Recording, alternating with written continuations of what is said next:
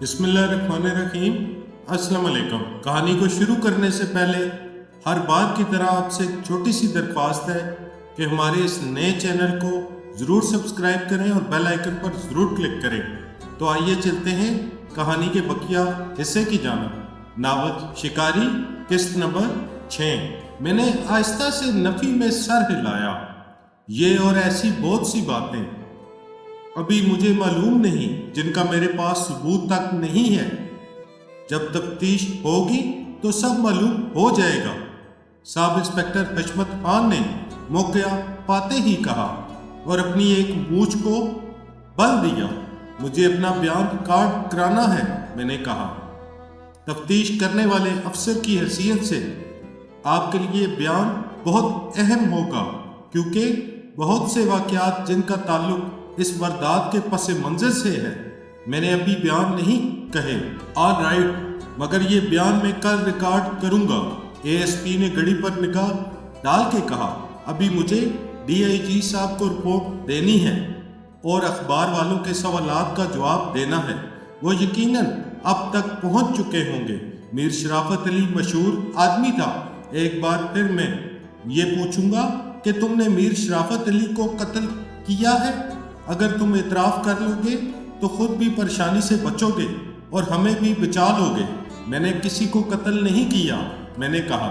میں اسے سزا دینا چاہتا تھا اور مجھے یہ خیال بارہا آیا تھا کہ اسے قتل کر دوں، مگر میں نے اسے بخش دیا تھا۔ یہ کسی اور نے مجھے مجرم بنانے کی سازش کی ہے۔ اعتراف جرم کا سوال ہی پیدا نہیں ہوتا۔ اے ایس پی جانے کے لیے اٹھا ہی تھا کہ میں نے کہا، جناب اے ایس پی صاحب، میرے والدین اور بہن بھائی تو ہیں نہیں، یہاں جو کچھ ہے مسٹر شیروانی ہے اور سلامت شاہ ہے۔ میں چاہتا ہوں ان کو اطلاع دے دی جائے۔ مسٹر شیروانی، وہی deputy secretary. A S P رک گیا۔ اچھا، کوئی فون نمبر ہے تو صاحب انسپکٹر حشمت خان کو دے دو۔ وہ چلتے چلتے حشمت خان سے مخاطب ہوا، کل اس سلامت شاہ کو بلا کے اس کا بیان بھی لے لو اور ملزم کو مقتول کی لاش دکھا دو۔ اس کے فنگر پرنٹ وغیرہ فائل میں رکھو۔ ہو سکتا ہے آلہ قتل کے بارے میں فنگر رپورٹ کل مل جائے۔ سائٹ پلان بالکل مکمل ہونا چاہیے، جائے واردات پر موجود ہر چیز کا بیان تفصیل سے ہو، تصاویر میں فرق نہ آئے۔ وہ 10 منٹ تک تفتیش کے دیگر امور سے متعلق ہدایات دیتا رہا اور پھر باہر نکل گیا۔ جب آدھے گھنٹے میں بعد میں پولیس کی جیپ میں روانہ ہوا تو گیٹ پر 3 فوٹوگرافرز نے میری تصاویر اتاری۔ میں نے چشمے تصور سے اگلے دن کے اخبار کی ایک سینسی خیز سرخی دیکھتی، میر شرافت علی کا قاتل گرفتار کر لیا گیا۔ شرافت علی کا قاتل فرم کے ایک پارٹنر کا بیٹا ہے۔ ریلوے اسٹیشن سے ملزم کی ڈرامائی گرفتاری، فرم پر قبضہ کرنے کے لیے مرحوم باپ کے پارٹنر کو قتل کرنے والا ملزم لندن سے آیا تھا۔ چشمے تصور سے میں نے یہ خبر کے ساتھ شائع ہونے والی تصاویر دیکھ کر فوزیہ کو چومتے اور خبر پڑھ کے لاش کی طرح سفید پڑتے دیکھا۔ وہ کسی شرابی کی طرح ڈولتی اٹھی اور اپنے کمرے کی طرف بھاگی۔ دروازہ بند کر کے وہ بستر پر اوندھی گر گئی اور دوپٹہ منہ میں ٹھونس کر زاروں قطار رونے لگی۔ میں نے محسن کی ماں کو بھی دیکھا، جس نے اپنی بیٹی کی حالت میں اس تشویشناک تغیر کو دیکھ کر اخبار اٹھا لیا تھا اور اب پھٹی پھٹی آنکھوں سے قتل کی اس لرزہ خیز واردات کی تفصیلات پڑھ رہی تھی۔ میں نے محسن کے پپا کا چہرہ بھی دیکھا۔ وہ سخت متفکر تھے اور سگار لبوں میں دبائے، نائٹ گاؤن کی جیبوں میں ہاتھ ڈالے اپنی اسلام آباد والی کوٹھی کے لان میں کھڑے سوچ رہے تھے کہ اب وہ کیا کریں۔ میں ان دونوں میاں بیوی کے خیالات کا بھی اندازہ کر سکتا تھا۔ کل تک ان کی بیٹی انگلینڈ میں زیر تعلیم ایک انجینئر سے منسوب تھی اور ان کے لیے بڑے فخر کی بات تھی کہ ہونے والا داماد اپنی انجینئرنگ فرم کا مالک ہوگا، کیونکہ وہ باپ کا اکلوتا بیٹا ہے۔ آج ان کی بیٹی ایک مبینہ قاتل کی منگیتر بن گئی تھی۔ کچھ کہنا یا کرنا قبل از وقت تھا، لیکن انہیں دنیا کو بہرحال منہ دکھانا تھا، جس میں حاسد زیادہ ہیں اور خیر خواہ کم ہیں، جو خوشی میں دل کی قدورت پر مسکراہٹ کی روشن چھاپ ڈال کے شریک ہوتے ہیں تو دکھ میں دل کی مسرت پر غم زدہ چہرہ سجا کے ہمدردی کرنے آ جاتے ہیں۔ مسٹر شیروانی، میں نے سنا ہے۔ آف کورس یہ سب غلط ہوگا، آپ پریشان کیوں ہوتے ہیں؟ یہ تو قانونی معاملات ہیں، اور یہاں تو سیاہ کو سفید اور سفید کو سیاہ ثابت کرنا کوئی مشکل نہیں، بس ذرا دباؤ پڑنا چاہیے، پیسے کا یا سفارش کا، پولیس سب کچھ کر لیتی ہے، گواہ منحرف ہو جاتے ہیں، شہادت بے بنیاد ثابت ہوتی ہے اور بیانات میں تضاد نکل آتا ہے، وکیل اچھا ہونا چاہیے، فوجداری مقدمات میں اچھی شہرت ہو اور سپریم کورٹ تک جا سکے۔ بے شک وہ 1,00,000 سے کیا کم لے گا، مگر دیکھیے نا، معاملہ آپ کی لڑکی کے مستقبل کا ہے۔ بائی دی وے، آپ کا کیا خیال ہے؟ نہیں، خدا نہ خواستہ، یہ مطلب نہیں تھا میرا۔ میں جانتا ہوں آپ نے اپنی بچی سے اس کی منگنی بغیر دیکھے نہیں کی ہوگی۔ ماشاءاللہ، انجینئرنگ کی اعلیٰ تعلیم کے لیے لندن گیا ہوا تھا، سنا ہے؟ باپ کسی فیکٹری کا مالک ہے؟ نہیں بھائی، ماں باپ کوئی نہیں۔ پھر تو واقعی آپ کی خوش قسمتی ہے، ورنہ آج کل اچھے رشتے کہاں ملتے ہیں۔ لڑکی راج کرے گی، ایک طرح سے گھر دماغ ہی ہوگا۔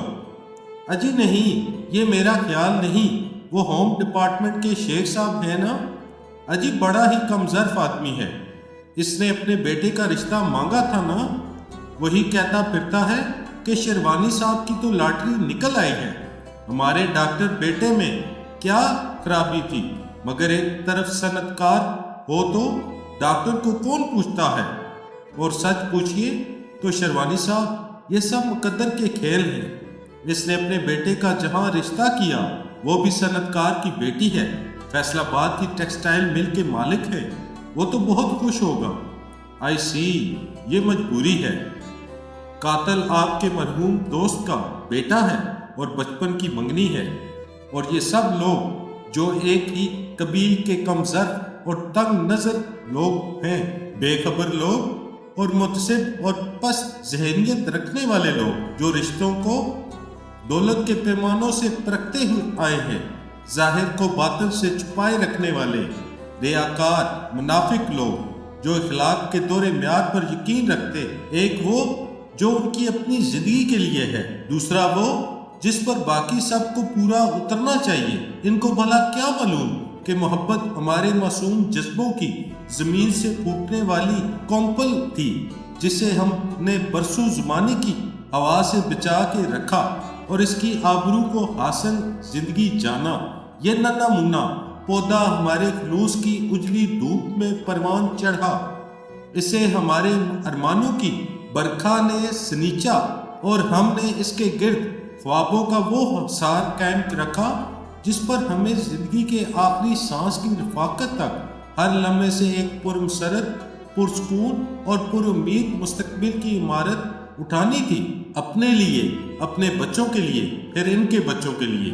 دو بچپن کے دوستوں نے یہ منگنی طے کرتے وقت سوچا ہوگا کہ وہ دوستی کے رشتے کو ایک انشورنس پالیسی دے رہے ہیں جو 15-20 سال بعد ان کی خوشیوں کو دو چند کر دے گی، لیکن انہوں نے اس جذباتی فیصلے کے منفی پہلو پر بھی غور کیا ہوگا۔ آنے والے دل کا کیا بھروسہ، لڑکا نالائق نکلے، لڑکی نافرمان ہو، دونوں اس صدی کی پیداوار ہیں۔ ایک صدی پہلے کے دقیانوسی طریقے پر ہونے والی منگنی کو تسلیم نہ کریں۔ آخر کیا سمجھ رکھا ہے آپ نے ہم کوئی بھیڑ بکریاں تھے کہ آپ نے ہم سے پوچھے بغیر یہ سودا کر لیا؟ آپ اپنی دوستی کو اپنی ذات تک محدود رکھتے اور اپنے جذبات پر دوسروں کی زندگی قربان نہ کرتے تو اچھا تھا۔ یہ سب باتیں اس دور میں بعید از امکان نہ تھی، مگر ایسا نہیں ہوا تھا۔ آہستہ آہستہ جذبات کے رشتوں کا وہ تعلق جو چھوٹی سی فوزیہ کے ساتھ تھا، عہد شباب میں محبت کا وہ لازوال خزانہ بن گیا تھا جسے میں اپنی خوش بختی کا انعام سمجھتا تھا۔ وہ ننھی منی کومپل اب ایک تناور درخت تھی جسے بڑے سے بڑا طوفان نہیں جھکا سکتا تھا۔ اس محبت نے مخالفت اور مخاصمت کے اتنے صبر آزما دور دیکھے تھے کہ اب ہر آزمائش بے معنی تھی۔ لیکن شیروانی صاحب جو اعلیٰ افسر ہیں، عزت دار ہیں اور زمانے کے نشیب و فراز دیکھ چکے ہیں، کیا وہ اس آزمائش پر پورے اتریں گے؟ اب تک انہیں اپنے فیصلے پر ناز تھا، اپنی قوت فیصلہ پر غرور تھا اور اپنی دور اندیشی کا ذکر وہ یوں کرتے تھے جیسے انہیں غیب کا علم تھا۔ ان کی بیوی کو اس سے بڑی مایوسی ہوئی تھی، کیونکہ ان کے بھائی کا لڑکا جو پروفیسر تھا قسم کھا چکا تھا کہ اس کی شادی فوزیہ سے نہ ہوئی تو وہ تمام عمر شادی نہیں کرے گا، اور اس شادی کا کوئی امکان اس لیے نہ تھا کہ میں اور فوزیہ ایک دوسرے کو پسند کرتے تھے۔ ہمارے والد ایک دوسرے کے تمام عمر کے رفیق تھے۔ فوزیہ کو مجھ سے بہتر شوہر اور مجھے فوزیہ سے بہتر شریک حیات نہیں مل سکتی تھی۔ اگر میں کسی طرح بھی معیار پر پورا نہ اترتا، بالفرض محال میں اعلیٰ تعلیم یافتہ، دولت مند، اکلوتا لڑکا اور دنیا کے نقطۂ نظر سے ہینڈسم اور اسمارٹ نہ ہوتا، تو کسی ایک خامی پر بھی وہ مجھے مسترد کر کے فوزیہ کا ہاتھ اپنے مرحوم بھائی کے بیٹے ایاز کے ہاتھ میں دینا پسند کرتی، جس کو فوزیہ سے محبت بھی تھی۔ بس وہ تنخواہ دار کم آمدنی والا شخص تھا، مگر یہ خامی ایسی نہ تھی کہ قابل درگزر نہ ہو۔ پروفیسر کی تنخواہ معقول ہوتی ہے، اور تنخواہ دار تو شیروانی صاحب بھی تھے، بلکہ جب ان کی شادی ہوئی تھی وہ درجہ دوم کے اکاؤنٹ آفیسر تھے۔ میرے لیے ایک لمحہ فکریہ شیروانی صاحب کی بیگم کا خیال تھا، کیا اب وہ موقع سے فائدہ نہیں اٹھائیں گی؟ شیروانی صاحب کو قائل نہیں کر سکیں گی کہ چھوڑو بچپن کی منگنی کا امکانہ خیال، اس کو تو پھانسی ہونی ہی ہے۔ ہماری بیٹی کیوں سولی چڑھے؟ کل پرسوں تک 2 بول پڑھاؤ اور رخصتی کرو۔ غضب خدا کا، پہلے ولایت جا کے بیٹھ گیا، اب آیا تو قتل کے الزام میں پکڑا گیا۔ ہم تو کسی کو منہ دکھانے کے قابل بھی نہیں رہے۔ یہ مقدمہ نہ جانے کتنے سال چلے اور انجام پھانسی نہ ہو اور عمر قید تو ہوگا۔ کیا اس وقت تک فوزیہ بیٹھی رہے گی؟ آج تو ایاز بھی کہتا ہے کہ عمر بھر شادی نہیں کروں گا، مگر آدمی کے جذبات ہمیشہ ایک نہیں رہتے۔ سال 2 سال بعد وہ بھول گیا یہ بات اور اس نے فوزیہ کا خیال چھوڑ دیا تو رشتہ نہیں ملے گا۔ سب کہیں گے لڑکی منحوس ہے۔ شادی سے پہلے ہی مگیتر کو پھانسی لگوا دی۔ جس گھر پر اپنا نحس سایہ ڈالے گی وہاں قبرستان بنا دے گی۔ عورتوں کی زبان اور عورتوں کی منطق اور ان کی باتیں، کیا شیروانی صاحب ان دلائل کا مقابلہ کر لیں گے؟ مسالت کے تقاضوں کو جذباتی رشتے پر قربان کر دیں گے؟ حقیقت سے نظریں چرا کے ایک معہوم سی امید کا دامن تھامے بیٹھے رہیں گے؟ زمانے کی ہرزہ سرائی اور گشت نمائی سے خوفزدہ نہیں ہوں گے؟ میں نے محسوس کیا کہ زمین میرے قدموں کے نیچے ایک خلا میں تبدیل ہو گئی ہے اور میں اس سنسان، تاریک اور لامحدود خلا میں گرتا جا رہا ہوں۔ میرا ہاتھ تھامنے والا کوئی نہیں اور میری مدد کی پکار بے صدا ہو گئی ہے۔ یہ بڑی عجیب بات تھی کہ تھانے جاتے ہوئے میں اپنے انجام کے بارے میں نہیں، اپنی محبت کے انجام کے بارے میں سوچ سوچ کر خوفزدہ ہو رہا تھا۔ ہم تھانے پہنچے تو صاحب انسپکٹر حشمت خان کے رویے میں ایک خوشگوار تبدیلی رونما ہوئی، جس کا اثر دوسروں کے رویوں پر بھی پڑا۔ یہ بڑی حیران کن بات تھی، کیونکہ میر شرافت علی کے گھر میں جو کچھ میرے ساتھ ہوا تھا تھانے میں اس سے کہیں زیادہ ہو سکتا تھا۔ تھانہ چودھری حشمت خان کی سلطنت تھی، جہاں اس کا حکم قانون تھا اور تھانے میں آنے والے اس کے ماتحت تھے، جو اس کی طاقت اور دبدبے کے سامنے دم مارنے کی جرت نہیں کر سکتے تھے۔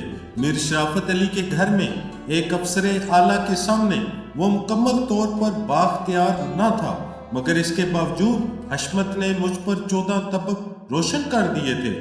مجھے امید تھی کہ اپنی تمام سرکشی، گستاخی اور خوش فہمی کی اصل سزا مجھے تھانے کی حدود کے اندر اور قانون کی دسترس سے باہر ہو جانے کے بعد ملے گی، لیکن گاڑی رکنے کے بعد تھانے دار نے قطعی بدلے ہوئے لہجے میں کہا، اپنے حوالدار صاحب ذرا ان کو ادھر لاؤ۔ کیا نام ہے ان کا؟ اپنے اسکندر صاحب کو، اور سیدھا چلتا ہوا ایک کمرے میں داخل ہو گیا۔ حوالدار نے زنجیر کھینچ کر مجھے تصورات کی ایک اور غیر موجود اندیشیوں کی دنیا سے حقائق کی زمین پر اتار لیا۔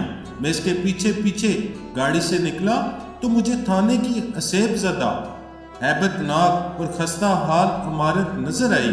پولیس اسٹیشن میں نے لندن میں بھی دیکھے تھے جہاں لوگ مدد کے لیے پورے اعتماد کے ساتھ آتے تھے، یہ سوچ کے قدم نہیں رکھتے تھے کہ دیکھو اب نکلنا کب ہو، کیسے ہوا کیسے ہو اور الٹے لینے کے دینے نہ پڑ جائیں۔ وہاں بچے آتے تھے کہ افیسر میری گیند جھاڑیوں میں گم ہو گئی ہے اور میرا ہاتھ اوپر تک نہیں پہنچتا، کیا تم میری مدد کر سکتے ہو؟ عام گھریلو عورتیں آتی تھی کہ افیسر مجھے اچانک جانا پڑ رہا ہے، میری عدم موجودگی میں ڈرائی کلینر کپڑے لائے گا، وہ لے کر رکھ لینا، میں واپسی میں لے لوں گی، رات کو مجھے ایک ہفتے کے لیے باہر جانا ہے۔ ان سب باتوں کا تصور یہاں کتنا افسانوی اور مبالغہ امیز لگتا تھا۔ تھانے کی سیڑھیوں کے پاس ایک کانسٹیبل دقیانوسی رائفل کے سہارے کھڑا تھا، اس نے مجھے قطعی لفٹ نہیں دی۔ برآمدے میں دائیں جانب بیٹھے ہوئے محرر اور ایک ASI نے 2 زیر حراست قیدیوں کو مرغا بنا رکھا تھا اور ان کے پھٹے ہوئے کپڑے اور پریشان بال گواہی دیتے تھے کہ ان سے تفتیش کی گئی ہے۔ بینچ پر بیٹھے ہوئے 3 افراد نے جو خود بھی سہمے ہوئے تھے اور شکایت کنندہ معلوم ہوتے تھے، مجھے قابل رحم نظروں سے دیکھا۔ یہی لوگ جو عام زندگی میں ہر چور، ڈاکو اور بدماش کے دشمن تھے، تھانے میں ان کی حالت دیکھتے تھے تو ان پر ترس کھاتے تھے، ان کے ہمدرد بن جاتے تھے۔ حوالات کی سلاخوں کے پیچھے 2 افراد گھٹنوں میں سر دیے بیٹھے تھے، ایک مزے سے سگریٹ پی رہا تھا اور دوسرا فرش پر یوں پڑا تھا جیسے مر چکا ہو۔ بہت جلد مجھے بھی انہی کے درمیان پہنچنا تھا اور آج کی رات اپنے پریشان کن خیالات کی رفاقت میں بسر کرنی تھی۔ حوالدار نے چک اٹھائی اور میرے ساتھ اندر قدم رکھا۔ نیم تاریک کمرے میں بدی سی میز کی دوسری طرف سب انسپکٹر کا بھاری بھرکم وجود ایک چرچراتی کرسی میں پھنس چکا تھا۔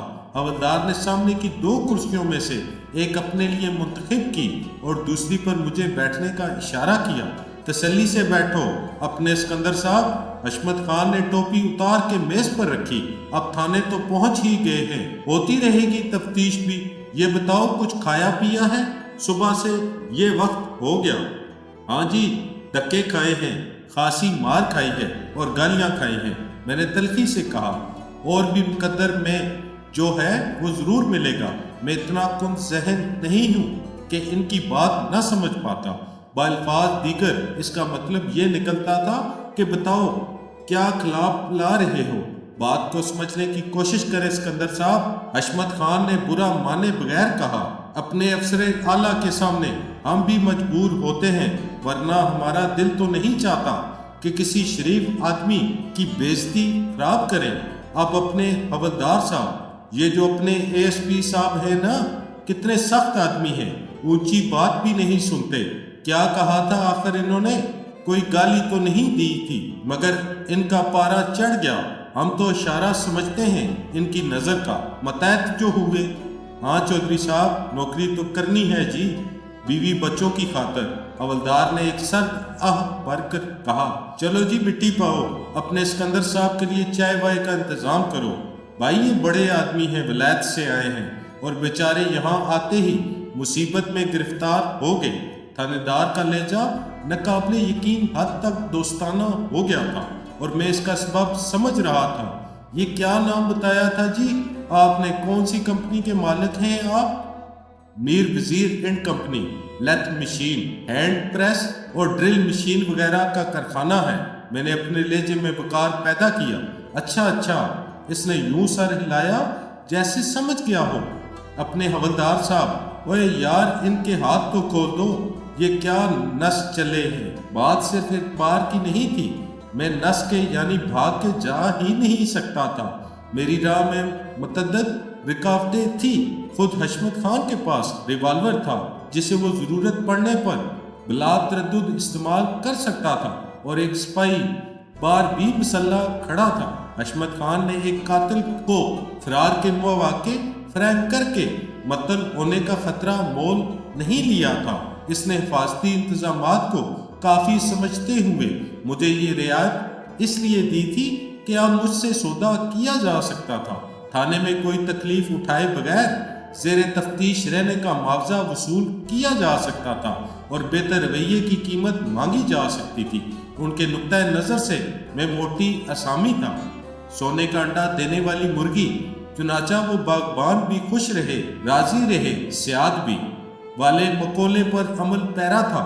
1 گھنٹے بعد میں ہوٹل سے بہترین کھانا منگوا کے کھا چکا تھا اور کھلا چکا تھا، جو حوالدار سائیکل پر جا کے لایا تھا، اور اس قدر واہیات تھا کہ اسیری کی مجبوری نہ ہوتی تو میں بھوکا رہنے کو ترجیح دیتا، مگر میں نے سوچا کہ دوبارہ نہ جانے کب موقع ملے۔ زندہ تو رہنا ہی ہے اور تفتیش کا سامنا بھی کرنا ہے، ذہن کے ساتھ جسم کی توانائی بھی برقرار رہنی چاہیے۔ میں نے 50 روپے کا بل ادا کرتے ہوئے سوچا کہ یہ کھانا لارڈز یا شیزان سے تو نہیں آیا تھا۔ پھر مجھے خیال آ گیا کہ تھانے میں ہر چیز کی قیمت میں 100، 200 یا 1000% تک رعایتی سرچارج بھی تو شامل ہوتا ہے۔ اس کے بعد میں نے اپنے بریف کیس میں سے 100 کے 5 نوٹ ایک لفافے میں ڈال کے سب انسپکٹر حشمت خان کو اور ایسے ہی 2 نوٹ حوالدار کو پیش کیے کہ آپ نے آج جو کارنامہ سر انجام دیا ہے اور میرا جو حشر کیا ہے، اس کی خوشی میں یہ حقیر نذرانہ بچوں کی مٹھائی کے لیے حاضر ہے۔ اس کے بعد میں نے اطمینان سے تھانے کے فون پر پہلے محسن سے بات کی۔ کبیر داس، محسن نے کہا، خبیث میں تیرے انتظار میں بوڑھا ہو گیا ہوں۔ دیکھ محسن، میں صبح ریل کار سے پنڈی جانے کے لیے روانہ ہونے والا تھا، مگر ایک آفت میں پڑ گیا۔ میں نے تمید کے طور پر کہا، آفت؟ پھر کوئی آفت آ گئی؟ ہاں محسن، مجھے ریل کار میں پولیس نے گرفتار کر لیا۔ گرفتار کر لیا؟ وہ چلایا۔ وہ کیوں؟ کس الزام میں؟ مجھ پر الزام ہے کہ میں نے میر شرافت علی کو قتل کر دیا ہے۔ میں نے سکون سے کہا، اسکندر، خدا کی قسم مجھے کچھ ہو گیا ہے، میرے کان غلط سننے لگے ہیں۔ دیکھ، یہ مذاق ہے تو؟ محسن، میں مذاق نہیں کر رہا ہوں۔ میں نے کہا، میں اس وقت پولیس کی تحویل میں اور زیر تفتیش ہوں۔ اور اسکندر، محسن نے بہت دیر بعد کہا، جبکہ میں سمجھ رہا تھا کہ لائن کٹ گئی، تو نے یہ قتل کیا ہے؟ نہیں، میں نے یہ قتل نہیں کیا، میں اس سے ملنے ضرور گیا تھا۔ میں نے اس کے 2 ہاتھ بھی رسید کیے تھے، بلکہ معمولی سے ہاتھ جن سے اس کے خراش تک نہیں آئی تھی، اور جب میں رخصت ہوا تھا تو وہ 100% زندہ اور تندرست و توانا تھا۔ یہ حرکت کسی نے بعد میں کی اور مجھے پھنسا دیا۔ تو سارے حالات سے باخبر ہے، مجھے یہ وہی پرانا چکر لگتا ہے۔ میں تفصیل سے فون پر نہیں بتا سکتا، مجھے تیری مدد کی ضرورت بھی ہے، اس لیے تو فوراً آ جا۔ تیرا زخم ٹھیک ہے نا؟ چلنے پھرنے میں کوئی خرابی تو نہیں ہوگی؟ میں نے کہا، نہیں، وہ سب ٹھیک ہے۔ اسکندر، اس وقت 4 بجے ہے، اگر میں 5 بجے والی بس یا ویگن پکڑوں تو رات 12 بجے لاہور پہنچ کے تجھ سے مل سکتا ہوں، محسن نے کہا، اور میں نے اسے متعلقہ تھانے کا نام پتہ لکھوایا۔ اچھا اسکندر، گھبرانے کی کوئی بات نہیں، اگر تو بے گناہ ہے تو کوئی تیرا بال بیکا نہیں کر سکتا۔ ہم اوپر تک جا سکتے ہیں، ہائی کورٹ اور سپریم کورٹ تک جھوٹ سچ سامنے آ جاتا ہے، اور کسی کے ساتھ ناانصافی نہیں ہو سکتی۔ بس ذرا صبر اور تحمل سے حالات کا مقابلہ کرنا ہوگا۔ صبر و تحمل کے علاوہ مقابلے کے لیے مالی وسائل بھی غیر محدود ہونے چاہیے۔ میں نے کہا، نیچے سے اوپر تک قدم قدم پر پیسہ چلتا ہے، جتنا بڑا وکیل ہوگا اتنی ہی بڑی فیس لے گا۔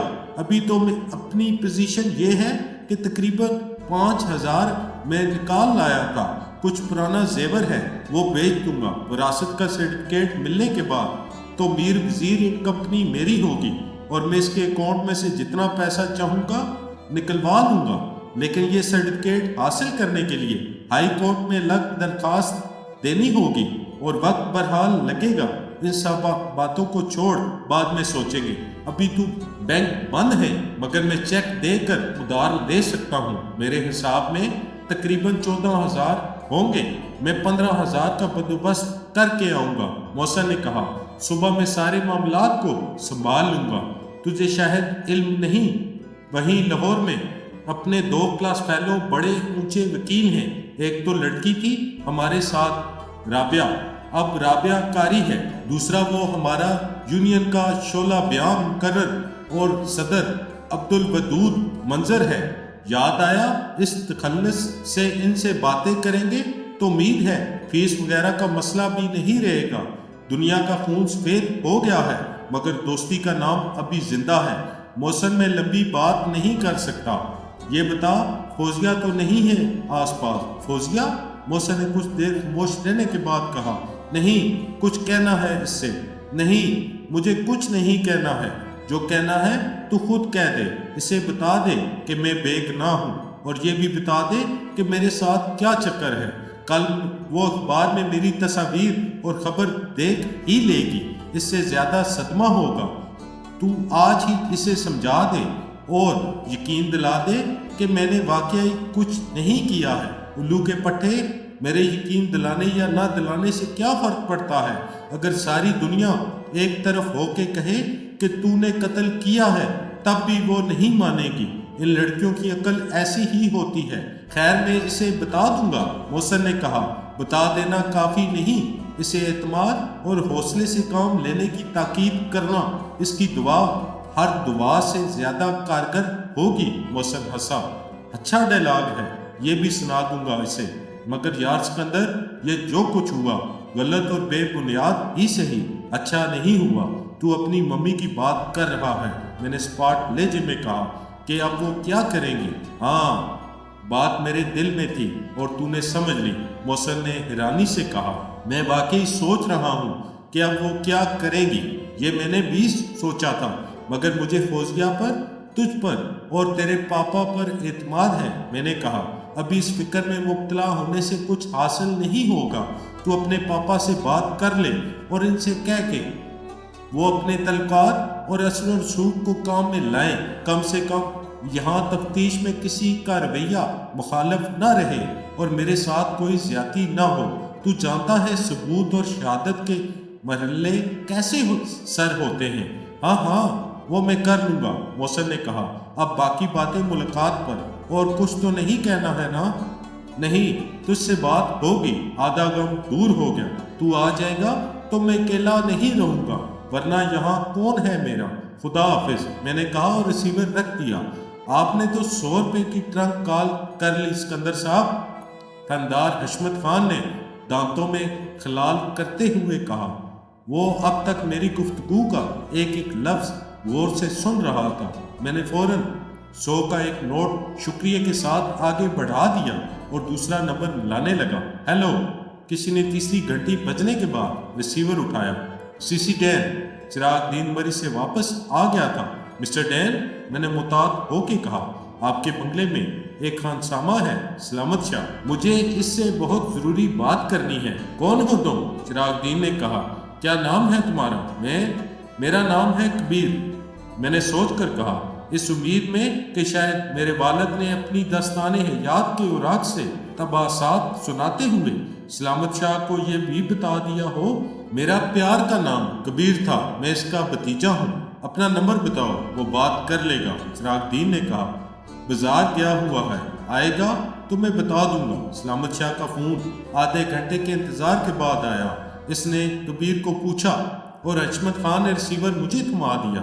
سکندر بخت، اس نے کہا، تم تو اسلام آباد گئے تھے، مگر صبح پولیس تمہیں پوچھتی ہوئی آئی تھی تمہارے جاتے ہی۔ کیا؟ ہاں چچا، میں نے کہا، میری بدقسمتی ہے کہ جا نہیں سکا، اس وقت تھانے میں بند ہوں، تم پتہ لکھ لو اور فوراً آ جاؤ۔ کوئی ایسا بہانہ کرو کہ چراغ دین کو شبہ نہ ہو۔ یہاں آؤ گے تو سب بتا دوں گا، اور ہاں، اپنے ساتھ وہ چابیاں لیتے آنا، وہی جن کے بارے میں پہلے میں نے کہا تھا کہ ابھی اپنے پاس رکھو۔ ہاں، میں تمہارا انتظار کر رہا ہوں۔ میں نے ریسیور رکھ دیا۔ اپنی تو آج دوہری ڈیوٹی ہوگی ہے۔ سب انسپکٹر حشمت نے منہ پھاڑ کے جمائی لی۔ آئے دن وقت پڑ جاتا ہے اس بیگار کا۔ میری جگہ میر محمد کو آنا تھا، مگر ہے کہیں اس کا پتہ؟ اور یار حوالدار، اور دیکھ میاں میر محمد صاحب کو کیوں نہیں آئے؟ آج کون مر گیا ہے ان کا؟ ماما کے مامے کا ماما۔ اس کی پکار پر ایک نئے حوالدار نے چک اٹھا کے جھانکا اور غائب ہو گیا۔ بس جی آپ کی قسمت اچھی ہے کہ ہم بیٹھے ہیں۔ حشمت خان نے کہا، میر محمد ہوتا تو آپ کو کب کا اندر کر چکا ہوتا، اور وہ بڑا ہے۔ اس نے ایک فحش گالی سے میر صاحب کا تعارف مکمل کیا۔ وہ اپنے باپ کو کسی سے نہ ملنے دے۔ یہ جو آپ کا دوست آ رہا ہے نا اپنے اسلام آباد سے، اس کو بھی ڈک دیتا، اور تمہارے چچا سلامت شاہ کو بھی۔ اس کا تو کام ہی یہ ہے کہ میں پہلے سب کو ڈک دوں، جو سامنے آئے بند کر دو، بعد میں چھڑوانے والے کیا کر لیں گے؟ زیادہ سے زیادہ چھڑا کے لے جائیں گے۔ تو ایسے ہی یہ ہے کہ پہلے سب کو ڈک دو، زادی کی قیمت دیں گے تو لے جائیں گے۔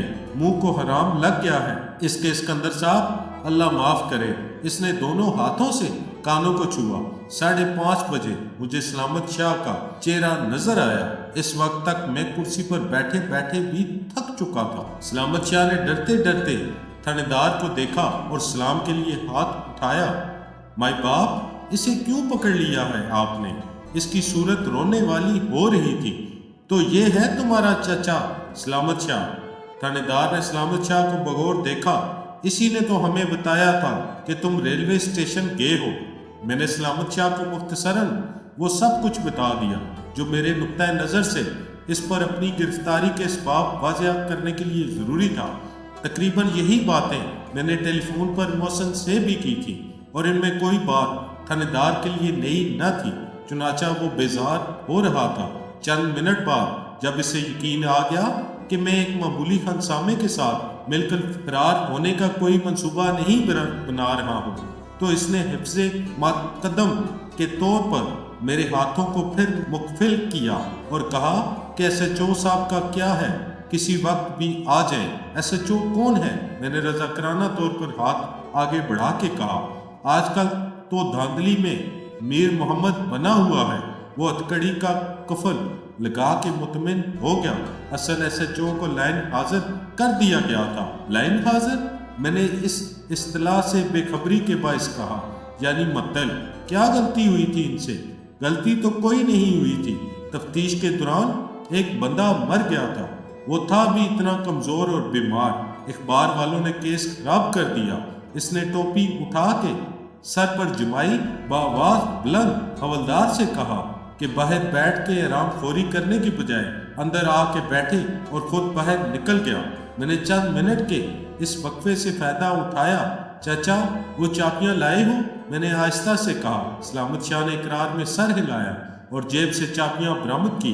تم اپنے پاس رکھو گے سب؟ نہیں، میں نے کہا، اور صرف لاکر کی چابیاں اٹھا کے اپنی پینٹ کی سامنے والی خفیہ جیب میں رکھ لی۔ اسی وقت حوالدار اندر آ گیا اور صاحب انسپکٹر حشمت خان کی کرسی پر جا بیٹھا۔ وہ نیا آدمی تھا اور اسے کوئی نذرانہ نہیں ملا تھا، چنانچہ اس کا انداز بہت جارحانہ تھا۔ یہ چابیاں تم اپنے ہی پاس رکھو، میں نے کہا۔ اس میں صندوق کی چابیاں ہیں نا؟ کل صبح تم صندوق میں سے سب پرانا زیور نکال کے بیچ دو اور رقم اپنے پاس رکھو۔ کیسا زیور؟ حوالدار نے کہا۔ مال مسروقہ تو نہیں ہے جسے ٹھکانے لگا رہے ہو؟ زیور میری ماں کا ہے اور اسے میری دادی نے بنوا کے دیا تھا، وہ دونوں فوت ہو چکی ہیں، میں نے سکون سے کہا، ورنہ معلوم ہو جاتا۔ اسی وقت حشمت خان چک اٹھا کے اندر آیا۔ اس نے اپنی نوکری کو ایک غلیظ گالی دی اور ٹوپی اٹھا کے میز پر دے ماری۔ چلو بس کرو، وہ گرج کے بولا۔ چل بڈھے، دفع ہو جا، بہت باتیں کر لی، اور کل صبح تھانے حاضر ہو جانا، اے ایس پی صاحب کے سامنے بیان ہوگا۔ آ جائے گا یا ڈک دوں اسی وقت؟ آؤں گا کیوں نہیں مائی باپ، آنکھ کھلتے ہی سیدھا آ جاؤں گا، سلامت شاہ نے عاجزی سے کہا۔ وہ پولیس والوں کے عتاب سے محفوظ رہنے کا گر جانتا تھا۔ آنکھ کھلتے ہی اس کے آنے کا کوئی امکان نہ تھا۔ ناشتہ وغیرہ بنا کے اس سے زیور فروخت کرنا تھا، چنانچہ وہ 10-11 بجے سے پہلے حاضر نہیں ہو سکتا تھا۔ تھانے دار نے کہا کہ وہ 7 بجے تک آ جائے، اور ایک بار پھر اسے دفع ہو جانے کا حکم دیا۔ کیا بات ہے تھانے دار صاحب؟ میں نے اس کی واپسی اور بوکھلاہٹ دیکھ کے کہا۔ تمہارا باپ SHO آ رہا ہے۔ اس نے گھبرا کے کہا، اٹھو اے بدماش، ادھر سے چل ملزم کو لے جا اور حوالات میں بند کر دے۔ اس نے حوالدار کو مخاطب کر کے کہا، خلوت میں نظر آنے کی بدولت حاصل ہونے والی مراد کا وقت ختم ہو گیا تھا اور اب میں اسکندر صاحب سے پھر ملزم بن گیا تھا۔ سلامت شاہ نے مجھے خدا حافظ کہا اور بڑی عجلت میں روانہ ہو گیا۔ تھانے دار اسے بند کر دیتا تو کام خراب ہو جاتا۔ تھانے دار صاحب، میرا یہ بریف کیس، میں نے کہا، یہ کس کی تحویل میں رہے گا؟ اسے امانت خانے میں رکھوا دیتے ہیں۔ اس نے بریف کیس کو دلچسپی سے دیکھا، جس میں سے اس کے سامنے میں نے 5 جمع 2 پورے 700 کے نوٹ نکالے تھے اور اب بھی کم سے کم 10 گنا مالیت کے نوٹ ایک گڈی کی صورت میں موجود تھے۔ اس میں 4300 روپے ہیں، میرا پاسپورٹ ہے۔ میں نے کہا، فکر مت کرو، کوئی چیز ادھر سے ادھر نہیں ہو سکتی، یہ تھانہ ہے، مخول نہیں۔ وہ مونچھ پر ہاتھ پھیر کے بولا اور پھر حوالدار پر گرجا، چل تو کیا منہ دیکھ رہا ہے؟ ابھی وہ میر محمد آ گیا تو سب کا کھانا خراب کر دے گا۔ چند منٹ بعد میں حوالات کی آئینی سلاخوں کے پیچھے تھا اور فرش خاک پر آلتی پالتی مارے یوں بیٹھا تھا جیسے لندن میں اپنے فلیٹ کے قالین پر دوستوں کے ساتھ مل کر تاش کی بازی جمانے کے لیے بیٹھتا تھا۔ میری جیب میں 40-45 روپے تھے اور سگریٹ کا آدھے سے زیادہ پیکٹ تھا۔ میں نے سگریٹ جلانے کا ارادہ کیا اور تر کر دیا۔ کون جانے میر محمد کو یہ بھی ناگوار گزرے اور وہ سگریٹوں کا پیکٹ بہک کے سرکار ضبط کرے تو رقم بھی ساتھ جائے، رات گزارنے کا یہ سہارا بھی نہ رہے اور رات کے کھانے کا بل تو شاید ادا ہو جائے، مگر ایک پیکٹ سگریٹ کا منگوانا پڑا اور وہ بھی رات کے وقت تو شاید 20 کا ملے اور مجھے بریف کیس میں سے مزید رقم نکلوانی پڑے۔ یک لخت مجھے احساس ہوا کہ بریف کیس سرکاری تحویل میں چھوڑ کے میں نے عقل مندی کا ثبوت نہیں دیا۔ کم سے کم نوٹوں کی وہ گڈی مجھے اپنی جیب میں رکھ لینی چاہیے تھی، مگر اب وقت ہاتھ سے نکل چکا تھا۔ صاحب انسپکٹر میر محمد، جو قائم مقام SHO بھی تھا، حشمت خان کے مقابلے میں جوان آدمی تھا۔ چنانچہ مجھے حشمت خان کی گفتگو اور دھاندلی کی شکایت کا سبب معلوم ہو گیا۔ میر محمد بہت مضبوط قد اور کاٹھی کا جلاد صرف آدمی تھا، جس کی صورت سے کمینگی ٹپکتی تھی اور یوں لگتا تھا جیسے ساری دنیا کے خلاف بغض، حسد اور عداوت کے جذبات سے اس کی آنکھوں میں نفرت کا ایک جوالا مکھی بھڑک رہا ہے، جس کے تاریک سایوں نے اس کے چہرے کو مسخ کر دیا ہے۔ اس نے حوالات میں موجود سب لوگوں پر ایک نگاہ ڈالی، روز نامچے کو دیکھا اور کچھ کہے بغیر اس کمرے میں گھس گیا جس پر SHO کی تختی لگی ہوئی تھی۔ چند منٹ بعد میں نے حشمت خان کو ٹوپی جما کے بیلٹ کس کے اسی کمرے میں جاتے دیکھا اور سمجھ گیا کہ میر اب میرے بارے میں معلومات حاصل کرے گا۔ پھر آدھے گھنٹے تک میں گرد و پیش کا مشاہدہ کرتا رہا اور وہ دونوں زیر تفتیش ملزم جو مرغا بنے ہوئے تھے اب اندر دھکیل دیے گئے تھے۔ دنگا فساد اور مار پیٹ کے مقدمات لے کر آنے والے 2 گروہ اجتماعی طور پر 107-17 کے تحت رپورٹ لکھوا کے زیر دفعہ 151 بند ہوئے۔ مدعی اور مدعیہ علیہ میں کوئی فرق نہ رہا اور میں اس نظام انصاف کا مزید قائل ہوا جس میں شیر اور بکری ایک ہی گھاٹ کا یعنی حوالات میں رکھے ہوئے ڈرم کا پانی پی رہے تھے۔ 2 افراد 109 میں آوارہ گردی کے ملزم بن کر مہمان سرکار ہوئے اور رات ہونے تک اس حوالات میں حاضرین کی تعداد 20 کے لگ بھگ ہو گئی۔ تھانے پہنچتے ہی میں نے جس شخص کو مردے کی طرح پڑا دیکھا تھا وہ چوری کے شبے میں 3 دن سے زیر تفتیش تھا۔ جو حضرات گھٹنوں میں سر دیے بیٹھے تھے سٹا کھیلتے پکڑے گئے تھے اور وہ جو مزے سے سگریٹ پی رہا تھا بینک ڈکیتی کی ایک واردات میں ملوث تھا۔ سنگین ترین جرم یعنی قتل کا اعزاز میرے ہی حصے میں آیا تھا اور جب میں نے دوسری سگریٹ سلگائی تو بینک ڈکیتی کے ملزم نے مجھ سے دوستانہ مراسم استوار کرتے ہوئے ایک سگریٹ مانگا۔ مجھ سے پوچھا کہ مجھ پر کیا الزام ہے اور قتل کی بات سن کے متاثر ہوا۔ تائب عذر بے گناہی پر اس نے کہا کہ یہ تو سب کو کہنا پڑتا ہے، مگر جو کچھ ان کو کہلوانا ہوتا ہے اس میں صفت کے طور پر پولیس کے لیے اپنی لغت سے ایک نئی گالی کا استعمال کیا، وہ یہ کہلوا لیتے ہیں، اور اگر آدمی سادے کاغذ پر انگوٹھا لگا دے تو بڑی بچت ہو جاتی ہے۔ اس نے مجھے بہت سے مفید مشورے بھی دیے جو سابقہ تجربات کا حاصل تھے، اور جب میں نے اسے بتایا کہ میں نے اپنا بریف کیس 4300 روپے سمیت پولیس کی امانت خانے میں رکھوا دیا ہے تو وہ ہنستے ہنستے بے حال ہو گیا۔ اوئے بولے شہنشاہ، یہاں سالم بندہ بلبلے کی طرح غائب ہو جاتا ہے، تمہارا بریف کیس کیا ہے؟ اوئے کھوتے، وہ 4000 تو اپنے سامنے میر کو دیتا تو تیری مشکل آسان ہو جاتی، تو آج رات تفتیش سے بچ جاتا۔ وہ پھر کہکا مار کے ہنسا۔ تو کیا وہ امانت خانے میں محفوظ نہیں رہے گا؟ میں نے ایم کو کی طرح کہا۔ کیسا امانت خانہ؟ کہاں کا امانت خانہ؟ وہ دونوں کے خصم آپس میں بانٹ لیں گے۔ وہ بولا، 700 حوالدار کے، باقی تھانے دار کے۔ تیرے پاس کیا ثبوت ہے پیارے کہ تو کوئی بریف کیس لایا تھا؟ اور لایا تھا تو اس میں رقم بھی تھی۔ کہانی کا بقیہ حصہ اگلی قسط میں آپ کو پیش کیا جائے گا۔ جاتے جاتے بس یہی آپ سے گزارش کریں گے کہ چینل کو ضرور سبسکرائب کریں اور بیل آئیکن پر ضرور کلک کریں تاکہ آگے بھی آپ کو کہانی کے بقیہ کے ساتھ بآسانی ملتی رہے۔